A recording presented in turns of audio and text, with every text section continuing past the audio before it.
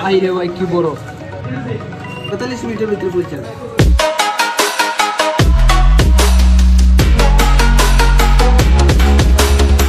So আমরা আজকে একটা Realme 8 আনবক্সিং করতেছি। ডিটেলস সম্পূর্ণ বলে দিব যে এটার মধ্যে কি কি বেনিফিটস আছে, কোনটা ভ্যালু ফর মানি হবে। সো আমার রিকোয়েস্ট থাকবে ভিডিওটা স্কিপ না করে সম্পূর্ণ দেখবেন। সো দেখা যাক উনি আমাদের কি কালারটা দিল। আমরা ওনাকে বলছিলাম স্কাই ব্লু কালারটা দিতে, তো দেখা যাক উনি কোন কালারটা দিল। তো উনি অবাক হয়ে গেলেন, আমরা অবাক হয়ে গেলাম। ভাই আকাশি কালার তো নাই, এটা তো দুইটা কালারই আছে, একটা হলো ব্ল্যাক একটা হলো সিলভার।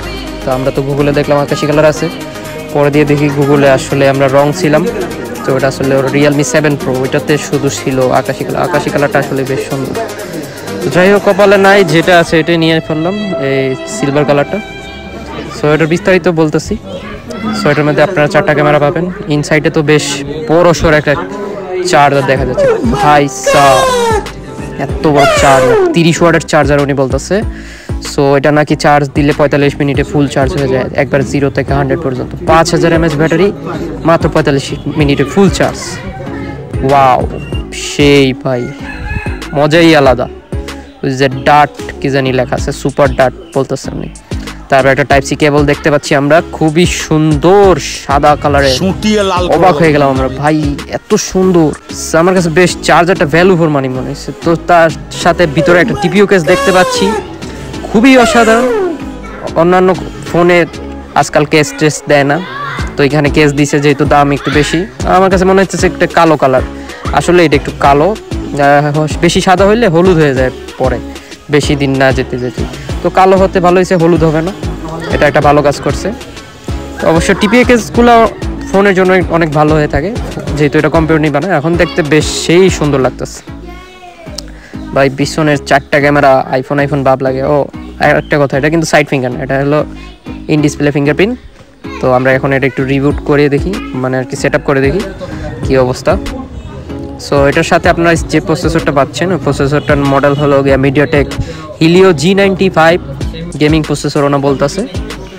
অ্যান্ড প্রসেসরটা একটু স্কিপ করে নেবেন, আমার স্পেলিং একটু ভুল হইতেই পারে। অ্যান্ড এটার ব্যাটারি এমএচ হলো গিয়ে আপনার 5000 mAh ব্যাটারি। আর আমাদের ভেরিয়েন্টটা হলো 8GB র্যাম আর 128GB স্টোরেজ। প্রাইস 100 টাকা কম, 23000 টাকা। আর ভালো খবর হলো এটা Android 11 রান করতেছে, খুবই ফাস্ট স্মুথ। আর ডিসপ্লে মেবি 90 হার্টজের সম্ভবত, খুবই স্মুথভাবে চলে। ও দেন বাংলাদেশে অ্যাসেম্বলিং করা দেখা এখানে কি কি ইনস্টল করা, আগে থেকেই তারা দারাজ এবং টিকটক লাইকি এগুলা ইনস্টল করে রাখছে। অযথা এগুলো সব আনস্টল করতে হবে, এটা একটা বিরক্তিকর ব্যাপার। এটা তারা অবশ্য ঠিক করে নেয়, যাদের আর কি এমবি নাই তাদের জন্য সুবিধা হবে, ডাউনলোড করা লাগবে না আর কি, এই এতটুকুই। আমার মনে হয় না এগুলো থাকা উচিত, এগুলো ফোনেরও ক্ষতি করে, মানুষের ব্রেনেরও ক্ষতি করে।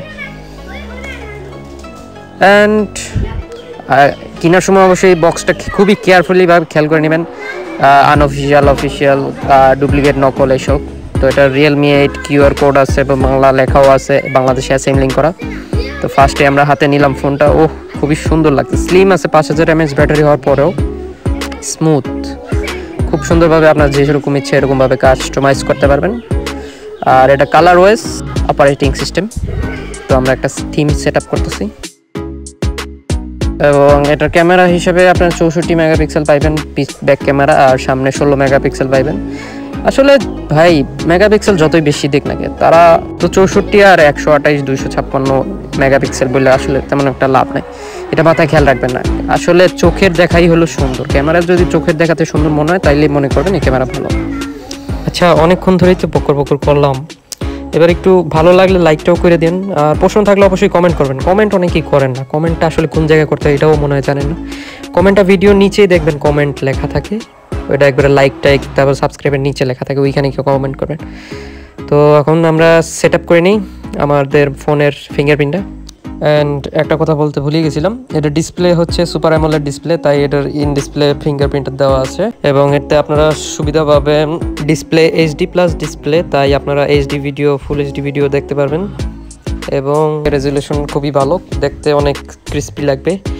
4K ভিডিও ইজিলি দেখতে পারেন, কোনো থেমে যাবে না, আনসাপোর্টেড ভিডিও এরকম লেখা উঠবে না আশা করি। এবং ফোনটা বেশ খুবই স্লিম লাইট ওয়েট লাগতেছে হাতে নিয়ে, খুবই ভালোই, ওজন বেশি না, 177 গ্রাম ওজনের ফোনটা।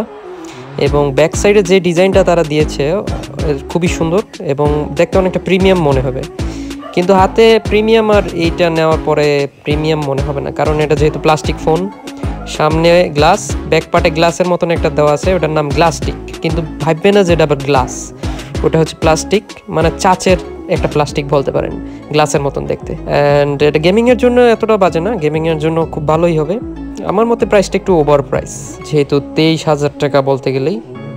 সাথে তেমন কিছু দেয় নেই ওনারা সাথে একটা টেম্পার গ্লাস এবং কম দামি একটা হেডফোন দিয়ে দিছে। সো আজ এই পর্যন্তই, এতটুকুই ছিল আয়োজনে। সাবস্ক্রাইব করবেন, বাই।